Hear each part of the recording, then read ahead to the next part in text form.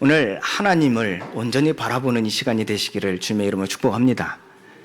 한 주간 우리도 모르게 세상을 살아내다 보니까요, 우리의 시선이 육신의 또 사람들의 관계 속에서 오는 갈등, 또 그 속에서 오는 지침, 피곤함, 또 때로 원치 않는 일들을 당할 때 그걸 받아들일 수 없는 어떤 낙심, 좌절, 그 속에 살아가다 오늘 하나님 앞에 나온 이 자리가 하나님을 온전히 바라봄을 회복하는 은혜 시간이 되기를 바랍니다.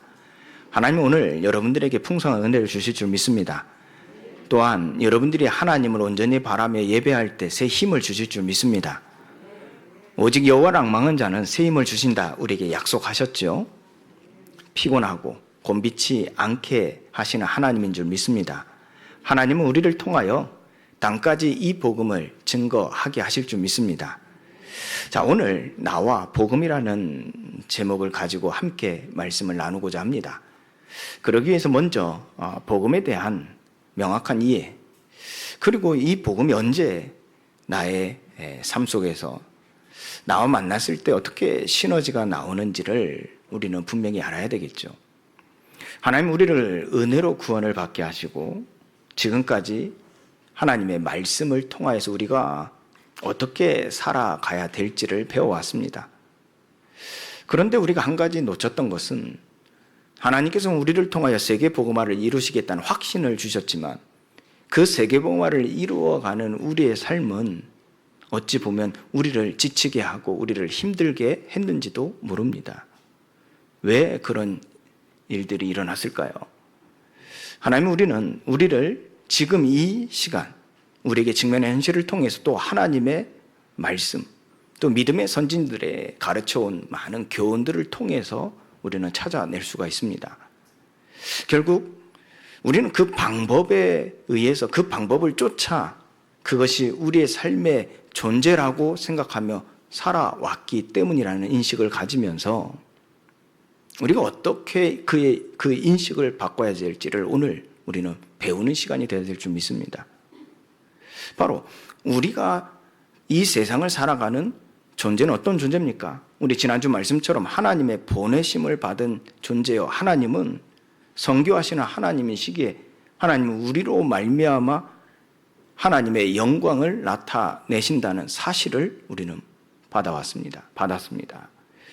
그러면 우리는 어떤 존재입니까? 그 일을 이루어가는 것이 우리의 존재가 아닌 그리스도인으로 살아가는 것이 우리의 존재라는 겁니다. 우리가 세계복음화를 외쳤지만, 전도를 외치고 영혼 구원을 외쳤지만 사실 우리의 삶은 그리스도인답지 못했습니다. 저는 지난 시간 이 말씀을 묵상하며 정말 하나님 앞에 회개했습니다. 세계복음화를 외치고 세계복음화 할 전도자들을 키운다 하면서 정작 나는 그리스도인의 삶을 살아내지 못했구나. 말은 잘하고 또 가르치기를 잘한다 할지라도 실제 내 삶은 그리스도인으로 살아가는 삶 속에서는 하나님의 구원의 경륜이 실제 얼마나 나타났는지를 점검해 볼 때 그렇지 못하였구나를 두고 눈물로 하나님 앞에 회개하였습니다. 이 구원의 복음이 얼마나 충격적이고 얼마나 답이 되어지고 정말 인생의 미래를 정말 주를 위해 살겠습니다라는 뜻을 정하고 결단하는 데 힘이 있었는데요. 결국 그 힘이 실제 나의 육신의 삶을 바꿔놓은 그 중요한 시작을 했음에도 불구하고 시간이 지나면서 20년 넘게 이 복음 안에 살면서 시간이 지나면서 점점 내 삶이 그리스도인답지 못하였던 모습을 보면서 정말 많은 회개를 하였습니다. 방법을 쫓았지만요, 존재로서 살아가는 삶이 그리스도인의 모습이 전혀 보여지지 못하니 그리스도의 향기가 내가 살아가는 사람들과의 관계 속에서 그 사람들과 함께하는 그 일을 하면서 그 향기가, 그리스도의 향기가 풍겨나지 못했다는 것이죠. 그래서 하나님 앞에 회심하며 결단한 다시 뜻을 정한 바가 그리스도인으로 살겠습니다. 하나님 앞에 뜻을 정하며 결단할 때 하나님은 하나님의 은혜를 주셨습니다. 관계가 회복되어지고요. 하는 일 속에서 하나님의 은혜가 보여지고요. 그 속에서 하나님의 은혜의 경륜이 드러나니 많은 사람들을 성령으로 감동케 하는 모습들을 보게 되어졌습니다. 그래서 세계복음화는 우리의 전도 활동으로 어떠한 일로 인해서 이루어지는 것이 아니라 물론 쓰임을 받을 수 있겠죠. 수단이 될 수는 있겠죠. 그러나 본질적으로 우리가 그리스도인의 삶을 살아낼 때 하나님께서는 성령으로 역사하신다는 사실입니다. 저와 여러분들은 오늘 이 시간 나와 복음이라는 주제를 가지고 하나님 앞에 이 말씀을 묵상하면서요, 그리스도인으로 살아내는 중요한 회심의 시작이 되기를 예수 그리스도의 이름으로 축원드립니다.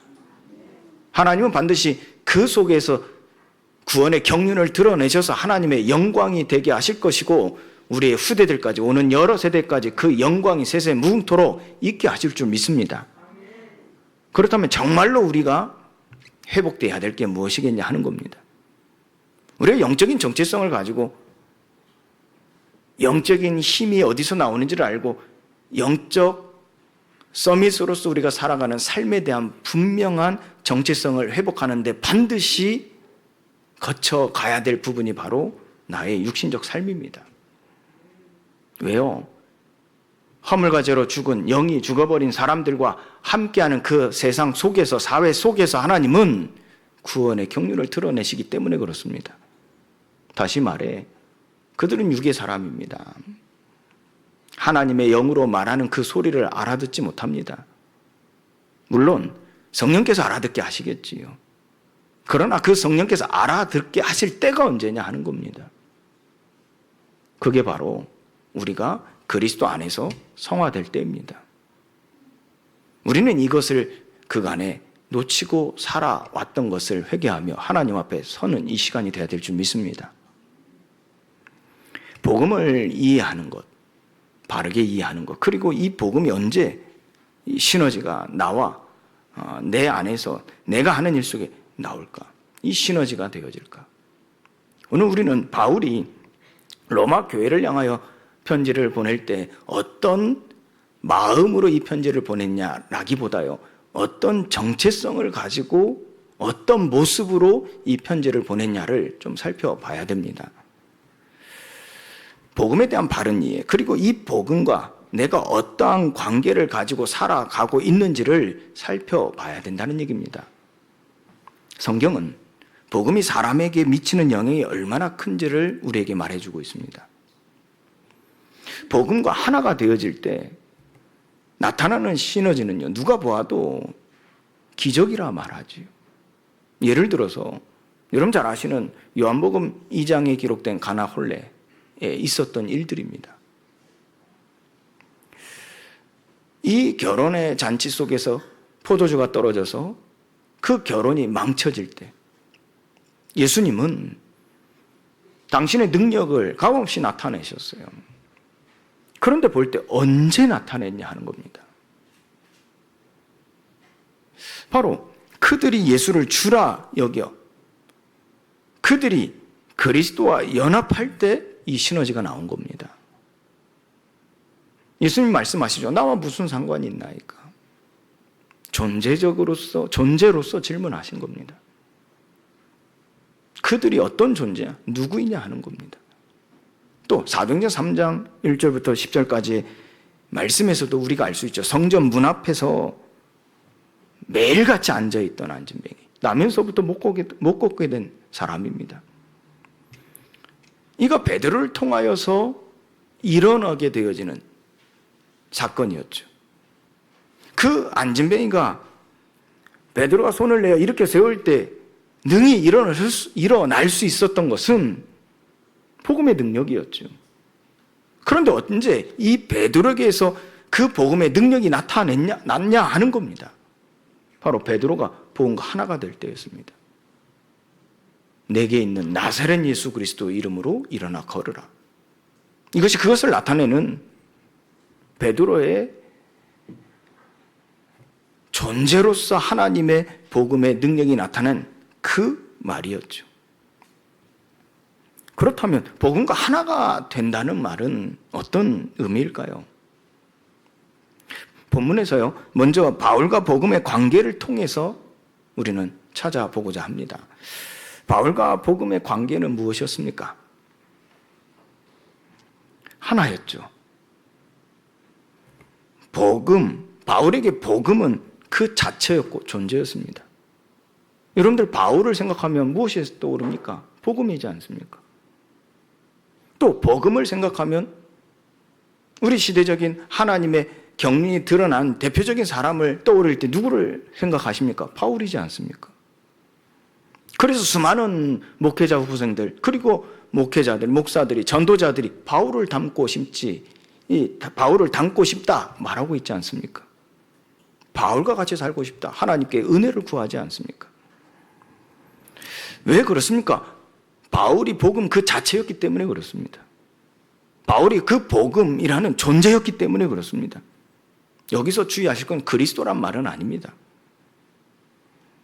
그런 바울이 로마 교회, 그리고 오늘 우리 교회 복음에 대해 전하고 또 복음을 위하여 이 로마 교인들을 또 저와 여러분들을 부르고 계심을 말씀하고 있는 겁니다.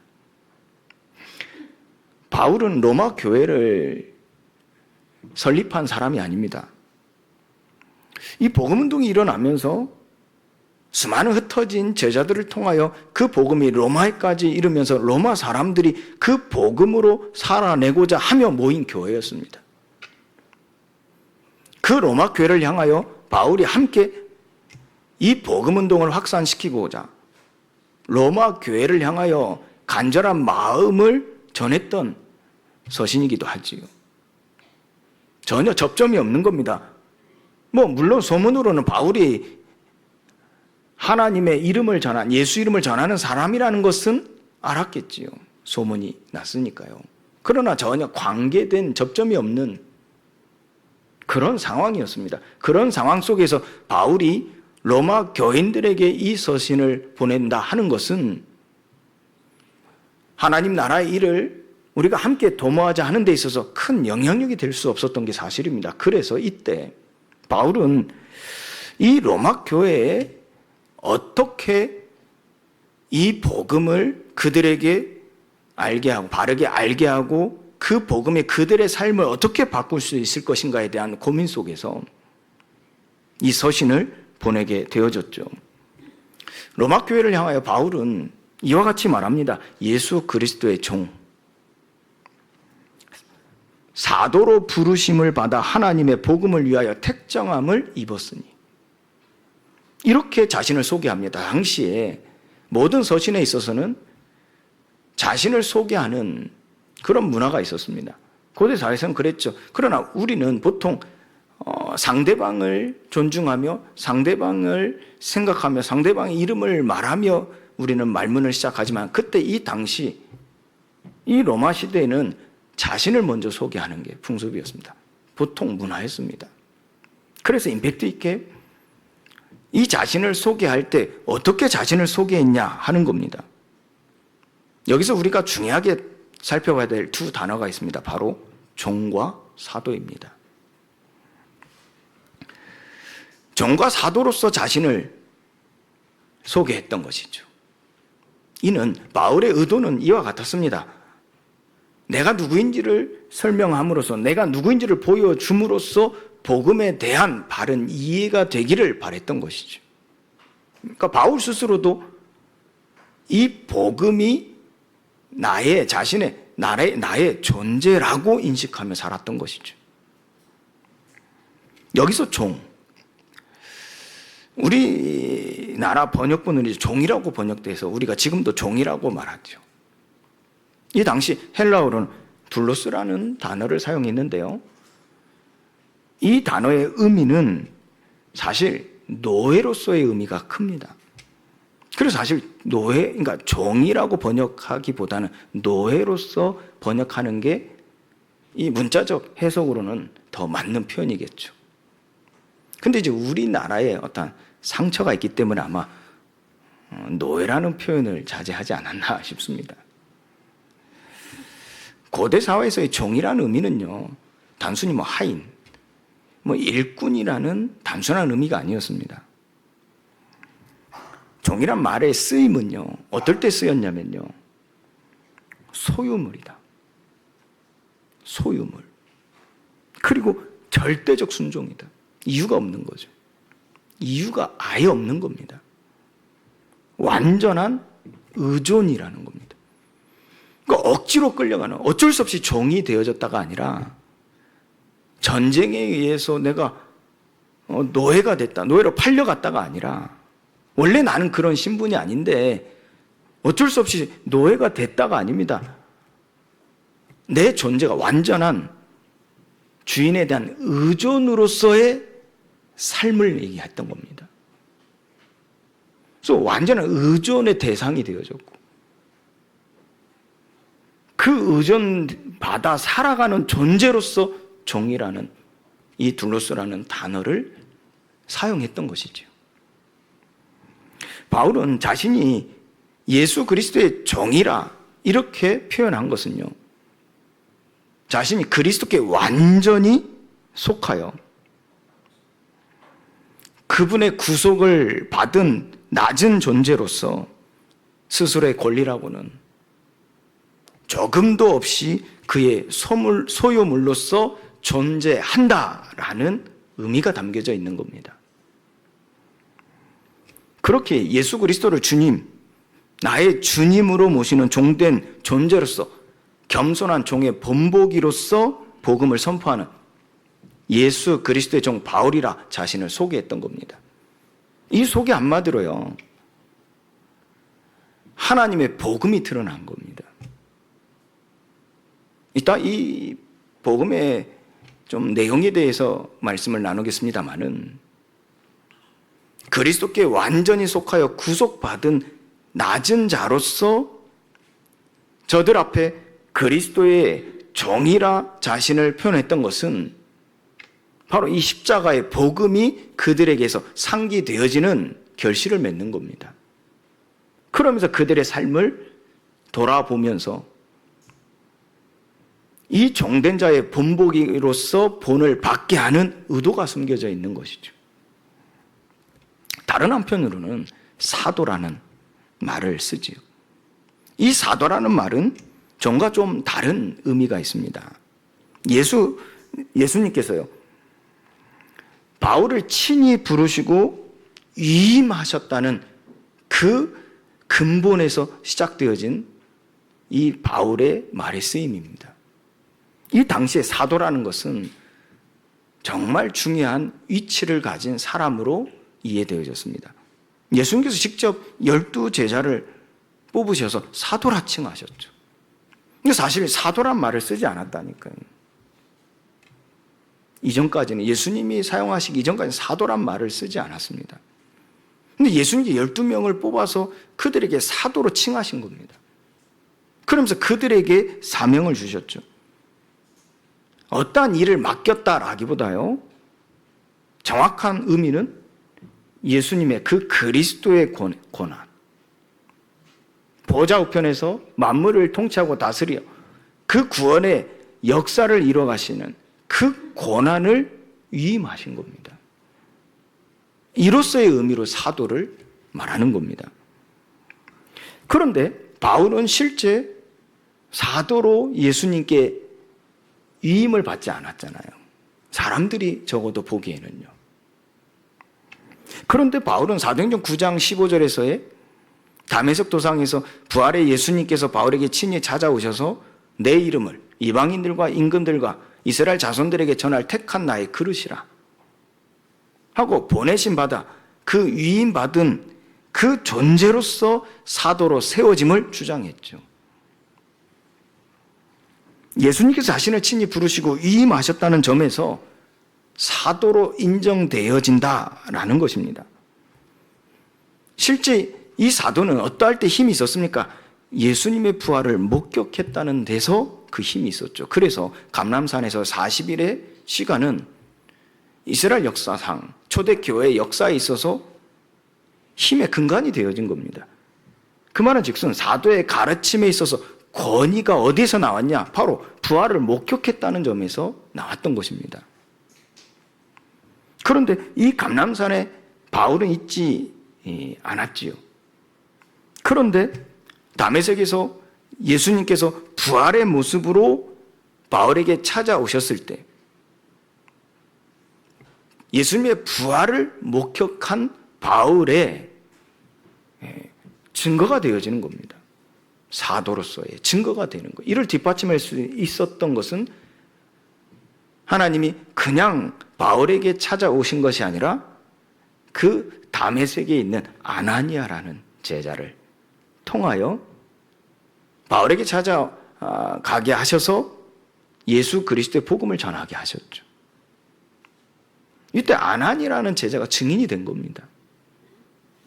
부활의 예수님이 바울에게 찾아오실 때 그 부활을 목격한 자로서 예수님의 그 사도의 권위를 가지고 복음을 전파하도록 예수 이름을 증거하도록 보내심을 받았다는 겁니다. 따라서 우리가 하나님의 말씀 곧 성경이라 하는 하나님의 약속이죠.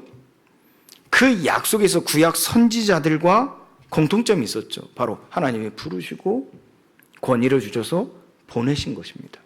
선지자로.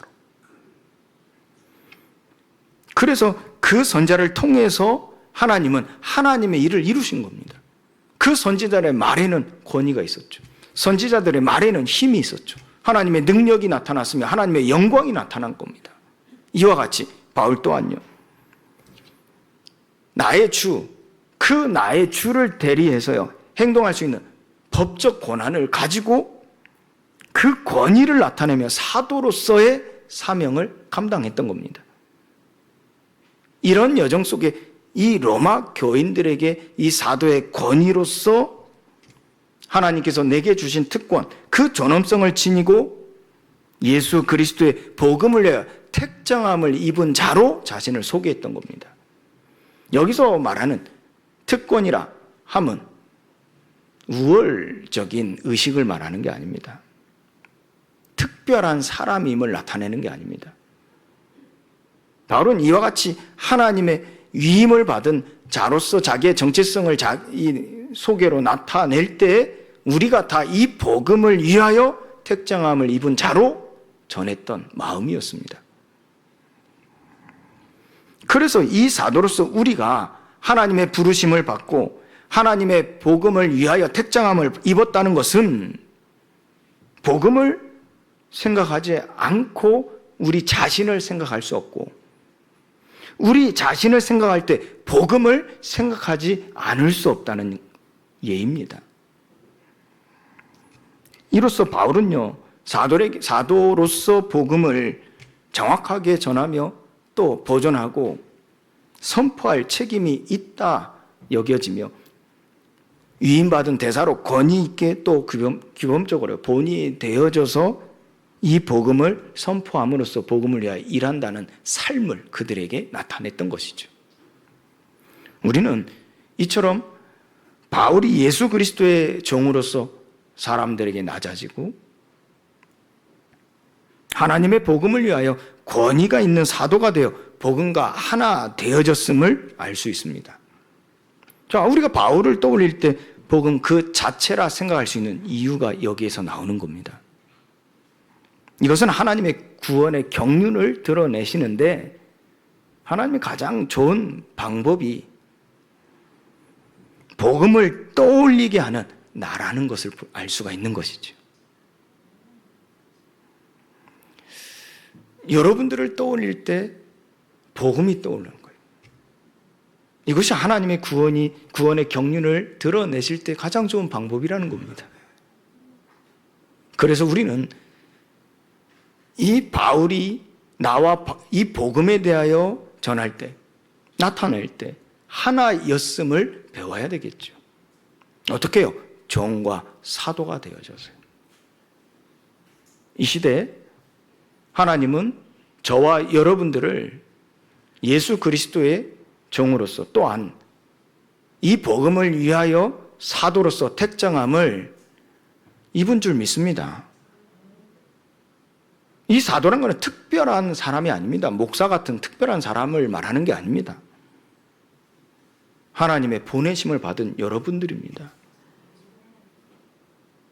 어떤 권위적으로 전통적에 의해서 살아가는 사람들에게 있어서 오해가 되기 때문에 사도라는 말, 성도에게, 평신도에게 사도란 말을 잘 쓰진 않죠. 왜? 사람들이 반발하거든요. 또 어떤 사람은 그 사도의 권위에 도전하기도 하니까요. 그래서 우리는 평신도 선교사라는 단어를 씁니다. 사실 베드로가 먼저 하나님의 감동으로 이 말을 썼죠. 이 단어를 썼죠. 너희는 거룩한 제사장이라, 왕 같은 제사장이라. 이것이 특별한 사람에게 주어진 것이 아니라 구원받은 모든 사람에게 주어진다는 겁니다. 왕 같은 제사장. 이로써 하나님은 그 권위를 가지고 구원의 경륜을 드러내시는 겁니다. 말씀을 통해 우리도 바울처럼 복음과 하나 되기를 원합니다. 이를 위해 우리가 복음을 정확히 아는 것은 매우 중요한 일이죠. 자, 복음에 대해서 한번요 살펴본다면요. 복음의 기원은 무엇일까요? 바로 하나님이십니다. 로마서의 가장 중요한 단어가 사실 이 복음에 대하여 설명한다라고 우리는 알고 있는데요. 사실 로마서는요 가장 잘 표현하고 잘 알려주고 있는 대상이 무엇이냐면 바로 하나님입니다. 그래서 우리는 로마서를 복음서라고 말하기도 합니다. 우리가 복음을 가지고 어떻게 살아가는지를 알려주는 지침서가 아니라요, 하나님에 대하여, 복음에 대하여 가장 잘 알려주는 교과서가 되는 겁니다. 하나님에 대하여 전하는 글이란 얘기죠. 모든 글에는 하나님과 연관되어 전해지는 바입니다. 그래서 기독교의 좋은 소식, 복음이라 하죠. 이 복음은 하나님의 복음이라는 거예요. 더 정확히 얘기하면요, 하나님이라는 복음입니다. 완전히 잃어버려진 세상. 하나님은 우리를 복음화로 우리를 인도하신다 그랬어요. 근데 정확한 표현은 무엇입니까? 우리가 복음과 하나 되는 것이요. 우리가 복음 그 자체가 되는 겁니다. 그래서 이 잃어버려진 세상을 하나님이 우리를 보내셔서 이 세상을 구원하는 일에 그 은혜의 경륜을 드러내시는 겁니다. 그래서 하나님의 최고의 방법은요, 복음을 떠올리게 하는 납니다. 그래서 여러분들이 복음서가 되시기 바랍니다. 이것을 우리가 현장에서 쉽게 어떻게 전달할 수 있냐 하면요, 여러분들의 인생 이야기가 복음서입니다. 주인공은 예수님. 스토리는 무엇입니까? 그 예수 그리스도로 말미암아 구원에 이르고, 구원에 이른 우리를 고와 같이 버려두지 아니하시고 성령으로 영원히 함께 하셔서 우리를 성화시키셔서 하나님의 나라를 확산시키며 또 다른 사람들이 구원받고 그들이 또 다른 사람들을 가르칠 수 있게 하는 이야기입니다. 이 속에서 우리가 치유와 회복의 하나님의 역사하심, 하나님의 도우심, 하나님의 인도하심이 묻어 나오는 거죠. 그래서 우리는 우리의 인생이 복음서가 되는 것이요, 우리의 이야기를 통해서 이 복음이 전해지는 것입니다. 우리가 외워서 구원의 길, 이 구원의 길을 5분, 10분짜리 외워서 전하는 것에는 물론 예외적으로 하나님이 역사하실 수 있습니다. 그러나 일반적인 하나님의 역사는 아닙니다. 그렇다면 일반적으로 하나님께서 이와 같이 구원의 경륜을 드러내시며 하나님의 역사하심이 있는 바는 무엇입니까? 우리의 인생 스토리가 전해지는 겁니다. 주인공과 그 내용이 확실해야겠죠. 그러면서 거기에 하나님이 나의 인생을 작품으로 나타내시는 거예요. 영화 한 편이죠. 여러분들의 인생은 작품입니다. 복음서입니다. 이처럼 하나님께서 우리에게 이 복음과 하나 되어지는 중요한 하나님의 역사 속에서의 과정은 바로 이 종과 사도로서 하나 될 수 있다는 사실을 우리는 배우고, 이 복음에 대한 바른 이해 속에서 우리가 이 복음을 전하는 우리 인생으로 거듭나야 될 줄 믿습니다. 하나님의 은혜가 전해지는 구원의 복음이 바로 우리 인생이요 복음인 줄 믿습니다. 또한 두 번째로 이 복음을 증거해 주는 것은 무엇일까요? 제 말이 아닙니다. 설교가 아닙니다. 어떤 목사의 메시지가 아닙니다. 복음을 증거해 주는 것은 바로 성경입니다. 이 복음은 하나님이 선지자를 통하여 그의 아들에 관하여 성경에 미리 약속하신 것이라 그랬죠. 이 복음은 하나님의 약속된 말씀이며 이미 약속해 주셨고 그 약속이 이루어지는 말씀입니다. 왜 그 목사의 메시지가 하나님의 복음을 증거해 주는 것이 아니라 말하냐면요, 인간은 사람에게 절대적이고 확실한 약속을 줄 수 없기 때문에 그렇습니다. 저는 여러분들에게 약속은 할 수 있습니다. 그러나 그 약속은 구원에 이르는 약속이 아닙니다. 물론 구원에 이르게 하는 지혜가 될 수 있겠지요. 구원에 이르게 하는 본이 될 수는 있겠죠. 그러나 구원에 이르는 길은 아닙니다. 성경에는 그 약속에 의해서 우리가 구원을 받은 것이라 그랬어요. 에베소서 1장 말씀에도 그랬죠. 우리에게 신령한 복을 주셨는데 그 신령한 복이 우리를 하나님의 아들들이 되게 하신 것인데 그것은 예정하신 바라 그랬어요. 무슨 말이죠? 하나님 약속이라는 겁니다. 우리가 믿는다고 해서 구원받는 게 아니죠. 하나님의 약속 때문에 구원받는 겁니다. 그래서 사람의 설교는요, 복음을 증거해 주는 것이 아니란 말이에요. 또 여러분 현장에서 복음을 말한다고 해서 그것이 복음이 증거되는 게 아니란 말이에요. 복음의 증거는 성경입니다. 복음의 증거에는 바로 약속이 있는 겁니다. 제가 여러분들한테 소개해 준 이 신학 교수님의 신약 박사님이십니다. 그 소개해 주는 그 강의 속에 여러분 들으셨죠? 성경은 언약이라 하고 언약은 구약과 신약이 있는데 그 성경은 무엇으로 이루어진 하나님의 말씀이다 정의하였습니까? 바로 약속이었죠. 그래서 우리가 복음을 증거한다는 것은 약속입니다. 우리를 죄와 사망의 법에서 건져주시는 하나님의 약속이요. 우리를 하나님 떠나 방황하고 고통받는 이 가운데 하나님을 만나게 하시는 하나님의 약속이요. 지옥 배경, 저주 재앙에서 건져지고 영원한 천국에 이르게 하시는 하나님의 자녀가 되는 권세를 주시는 하나님의 약속입니다. 이것이 복음의 증거요. 복음의 증거는 하나님의 약속이 있다는 거예요.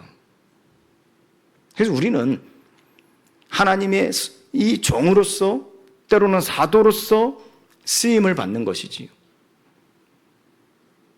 그것은 우리에게 시작일 뿐이요. 말문을, 이 복음을 전하는 말문의 시작일 뿐이요. 진짜 하나님의 구원의 증거가 일어나는 것은 하나님의 약속이 전달되어지는 겁니다. 그런데 그 약속이 전달되어지는 확실한 방법은 무엇입니까? 성취되어진 증거입니다. 그것이 바로 나요, 나의 인생이라는 거예요. 그래서 우리가 하나님의 약속대로 살아간다 하는 것은 우리의 몸이 더 이상 죽을 몸, 옛 구습을 따라 썩어져가는 옛 구습을 따라 사는 것이 아니라 하나님의 법을, 하나님 나라의 일을 위하여 복음을 위하여 살아가는 삶으로 변화되어지고, 이 성령에 의해서 우리의 몸이 하나님께서 우리에게 나타내신 그 은혜와 그 사랑으로 변화되어짐으로써 그 약속의 성취가 증거가 되어지는 것이죠. 성화입니다. 우리의 육신이 성화되어지는 겁니다. 하나님이 우리에게 생명, 영원한 생명을 심으셔서 그 생명을 힘입어, 성령을 힘입어 우리의 육신이 성화되어지는 겁니다.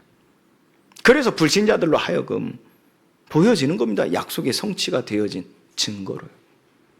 그래서 증인 되리라 하신 하나님의 약속에는 하나님 우리를 고와 같이 버려두지 아니하시고 영원히 함께 하시며 우리를 가르치시고 우리에게 말한 모든 것을 생각나게 하심으로써 우리를 변하게 하신다는 거예요. 로마서 8장 26절 28절 말씀에도 우리에게 말씀하지 않고 있습니까? 말씀하지 않습니까? 우리의 약함을 아신다 그랬어요. 우리의 마음을 살피신 이가 우리의 약함을 아시고 성령의 뜻을 판단하는, 성령께서 하나님의 뜻을 아시고 우리를 위하여 친히 간구하신다 그랬어요. 하나님의 말씀이 우리 안에 성취되어지는 증거가 되어짐이 우리에게는 거룩함이요, 그의 역사하심 우리의 몸으로 나타내어진 그 성화가 하나님의 약속의 성취의 증거가 되는 겁니다. 그래서 하나님의 성전을 더럽히지 마라 그랬어요. 하나님은 거룩하니 너희도 그러하니라 그랬어요. 이때 모든 것이 합력하여 선을 이루어 가는 겁니다. 그리스도 안에서 모든 것이 통일되어지는 것이죠. 세 번째로 이 복음의 내용은 바로 예수 그리스도라는 것입니다. 오늘 2절부터 4절까지 말씀에서 같이 이 복음은 하나님이 선지자를 통하여 그의 아들에 관하여 성경에 미리 약속하신 것이라. 그의 아들에 관한 이야기입니다. 그의 아들의 복음이기 때문입니다. 하나님의 복음은 예수님에 대한 것으로서 그의 아들에 관한 이야기죠. 그래서 모든 것은 그리스도와 관련해서 이해해야만 하는 것입니다. 복음 전체가 그리스도 안에 포함되어 있고 그리스도 안에서 통일되어집니다. 그러므로 그리스도 밖에 있는 말씀은 복음에서 떠난다는 의미입니다. 우리가 자꾸 욕심을 따라가고 우리가 높아지려고 하고 우리가 세상에서 많은 것을 가지려고 한다면 예수님이 우리에게 보이신 삶은 그와 같지 않았죠. 따라서 우리는 자꾸 그리스도 밖으로 멀어져 가는 겁니다. 의도는 좋죠. 목적은 좋죠. 하나님의 영광을 나타내기 위해서, 세계복음화하기 위해서 의도는 좋습니다. 하나님 보고 기뻐하실 일입니다. 그러나 그 방법에 있어서 우리의 삶에 나타나는 것이 자꾸 높아지고 많은 걸 가지게 되어지고 많은 능력과 힘을 통해서 그 일을 이뤄간다 하는 것은 우리도 모르게 그리스도 밖으로 멀어질 수밖에 없는 겁니다. 어느 순간 내 몸이, 내 삶이 성령에 의해서 성령을 힘입어 절제하고 오래 참고 기쁨과 은혜와 희락과 화평의 삶이 아니라요, 내 몸이 원하는 대로, 내 생각이 하고 싶은 대로, 내 원하는 대로 절제하지 못하고 삶을 살아갈 수밖에 없는 영적 상태가 되어버리는 겁니다. 하나님 앞에, 또 사람 앞에, 세상 앞에 범죄하는 삶이 되어지는 것이죠. 이와 같은 삶이 되어질 때 우리는 원치 않게요, 또 정말 슬픈 일이지만은 요한복음 15장에서와 같이 밖에 버려질 수밖에 없는 겁니다. 사람들의 팔에 밟힐 수밖에 없는 것이죠. 왜요? 이 땅에 쓸모가 없기 때문에 그렇습니다. 죽어 천국에 갈 수 있을지 몰라도요, 이 땅에서는 결국 밖에 버리면 사람들의 발에 밟힐 인생밖에 되지 못하는 것이죠. 안타까운 일이죠. 그래서 하나님은 우리는 이 복음의 내용을 철저하게 예수 그리스도 안에 있기를 원하시는 겁니다. 명하신 거예요. 자, 바울은요, 이 구절을 통해서 예수님의 대조적인 모습을 말하고 있습니다. 그의 아들에 관하여 말하면 육신으로는 다윗의 혈통에서 나셨고 성결의 영으로는 죽은 자들 가운데서 부활하사 능력으로 하나님의 아들로 선포되셨으니 곧 우리 주 예수 그리스도시니라. 대조적으로 예수님을 묘사하고 있죠. 육신으로는 다윗의 혈통에서 나셨고 성결의 영으로는 죽은 자들 가운데서 부활하셨다 그랬어요. 예수 그리스도의 탄생과 그리고 그의 죽으심. 자, 이 부분과 그리고 죽은 가운데서 부활하심 그리고 통치하심이 언급된 내용입니다. 무엇을 의미할까요? 다윗의 혈통에서 나신 예수께서 하나님의 아들로 높이 들리는 이야기입니다. 그 이야기를 통해서 하나님은 그의 영광을 나타내시는 것이죠. 하나님의 언약대로 하나님이 이 땅에 오시고요. 육신의 몸을 입고 오셔서 빌립보서 2장 5절부터 10절까지의 말씀에서와 같이 낮은 몸으로 오신 겁니다. 십자가에 곧 죽으신 겁니다. 그런 예수님을 하나님께서 높이셨죠. 하늘과 땅의 모든 권세를 주셨죠. 모든 이름이 그 이름 앞에 무릎 꿇게 하셨죠. 하나님의 성취의 이야기입니다. 하나님은 예수님의 그런 죽으심을 통하여서 하나님의 이 복음을 증거하시는데 무엇입니까? 부활입니다.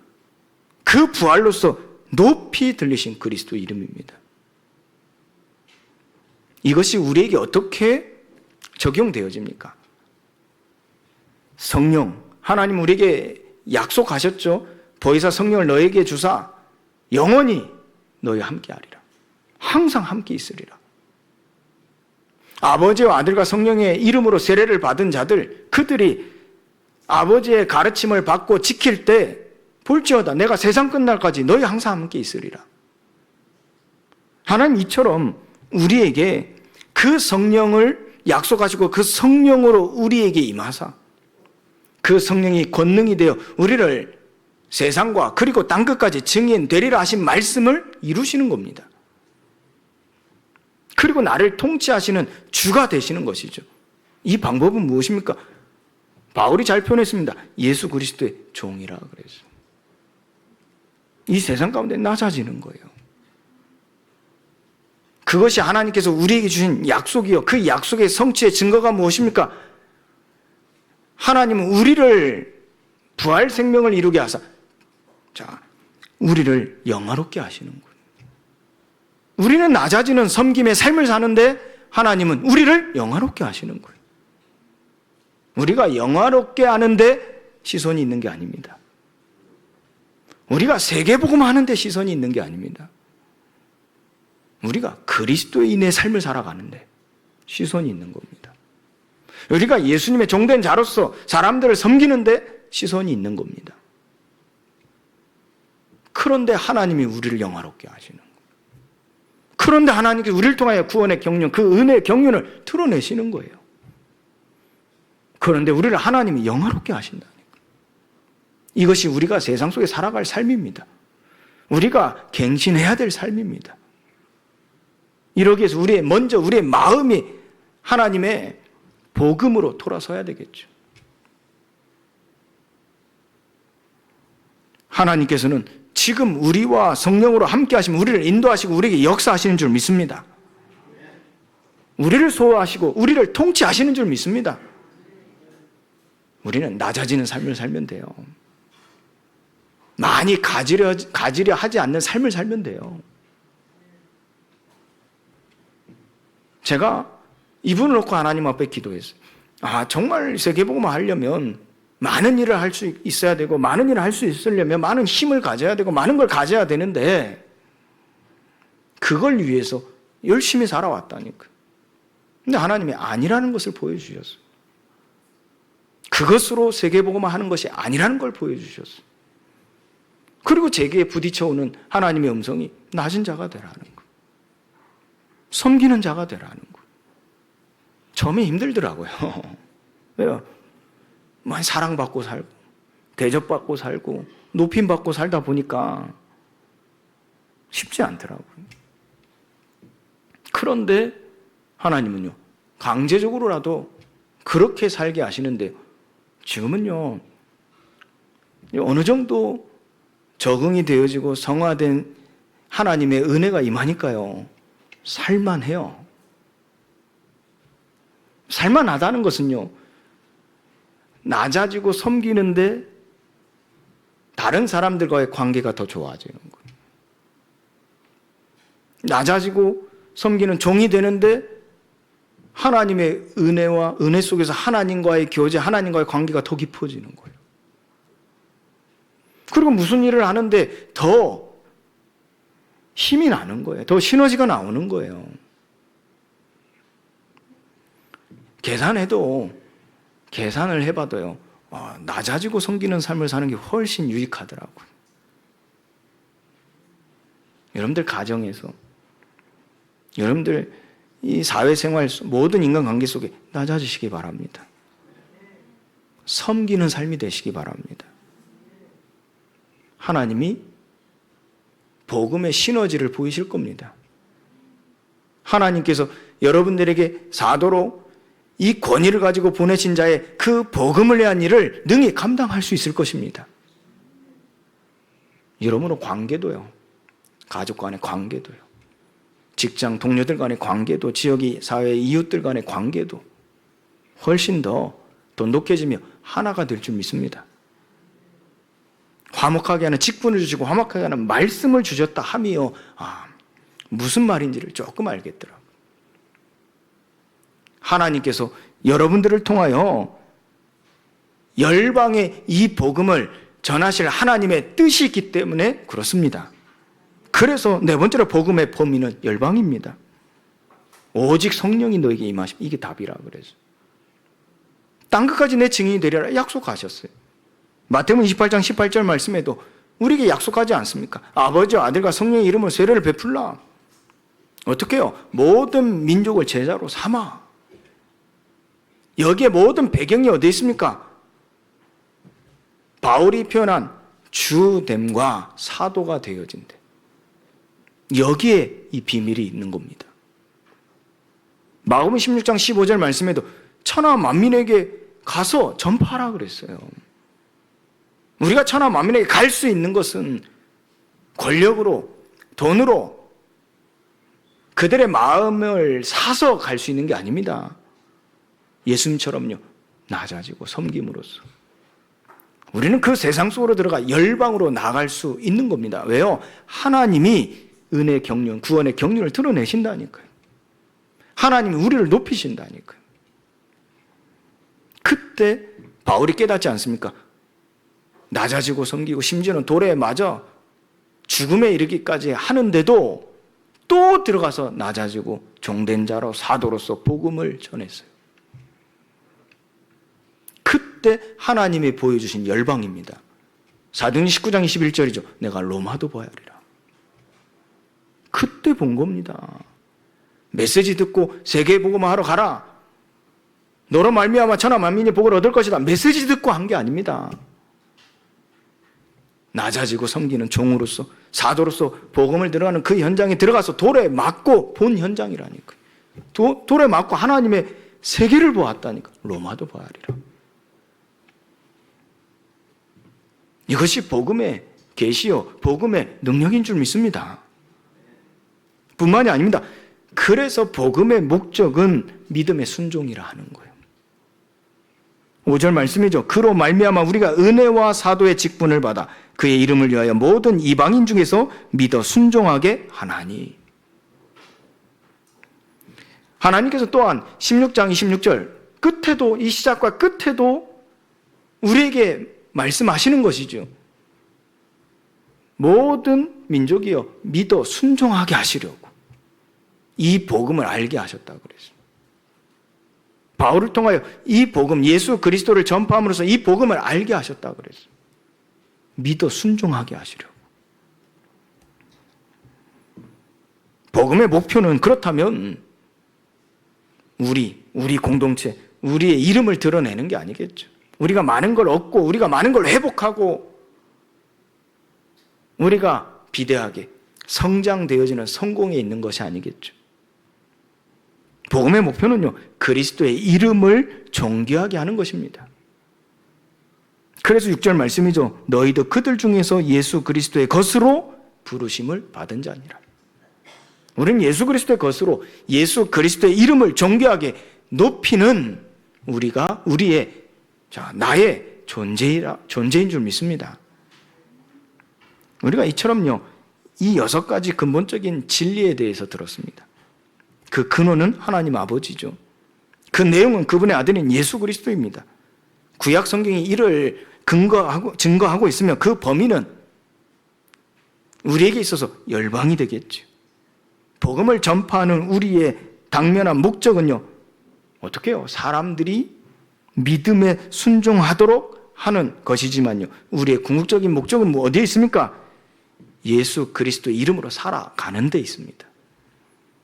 예수 그리스도의 이름으로 살아가는 그리스도인의 삶을 살아내는데 더 큰 영광이 있는 것입니다.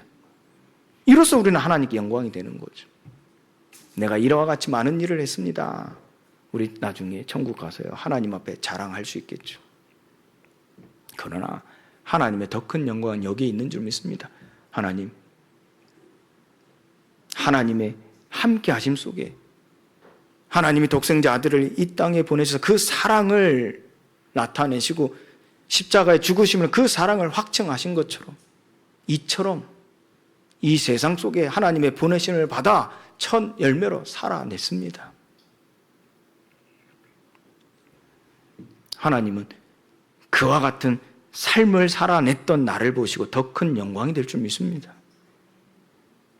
오늘 복음을 위하여 믿어 순종하게 하는 그들 중에서 예수 그리스도의 것으로 부름받은 내가 하나님과 하나 되기를 원하기를 예수 그리스도 이름으로 축원드립니다. 지금도 하나님께서는 복음을 떠올리게 하는 나로 성화시켜 나가는 줄 믿습니다. 하나님께서 복음과 하나 된 나로 말미암아 은혜의 경륜을 열방에 드러내게 하실 것을 믿어야 할 것입니다. 복음을 위하여 내게 질문하면 또한 말씀에서 답을 찾고 성령을 힘입어 결단하여 주의 뜻대로 살아내는 한 주가 되기를 예수 그리스도로 축원합니다. 오늘 어떤 질문을 해볼까요? 그렇다면 이 질문을 여러분들이 받으시고 한 주간 주의 뜻대로 살아내보세요. 나와 복음의 관계를 진단하고 여러분들의 가족과 여러분들의 주변 사람들에게 예수 그리스도의 종과 사도가 되어 복음을 떠올리게 해보시라는 얘기입니다. 어떻게 해요? 첫 번째로 이 복음에 대해 항상 믿어 순종하는 자세를 가지고 가르침을 받고 나는 지금 성화되고 있는가? 또 하나 질문해보면요, 복음 앞에 항상 그의 소유물로서 존재하며 겸손한 종의 본보기로 살아내고 있는가? 세 번째로요, 복음을 위하여 그분의 보내심을 받은 자로 권위 있게 규범적으로 예수 그리스도를 선포하고 있는가? 여러분들 이 세 가지 질문을 여러분들이 스스로 해보면서 하나님 말씀 앞에서요 답을 찾고요 성령을 힘입어 결단하여 주의 뜻대로 살아내는 한 주가 되시기 바랍니다. 하나님께서 여러분들의 가족과 주변 사람들에게 하나님의 경륜을 드러내시는데 예수 그리스도의 것으로 성화되어지는 모습 속에서 드러내실 겁니다. 오늘도 이 말씀을 통해 예수 그리스도의 것으로 부르심 받은 자들로 성화되는 시간이 되시기를 예수 그리스도의 이름으로 축복합니다. 우리 축복합시다. 예수 그리스도의 것으로 성화된 인생으로 회복받읍시다.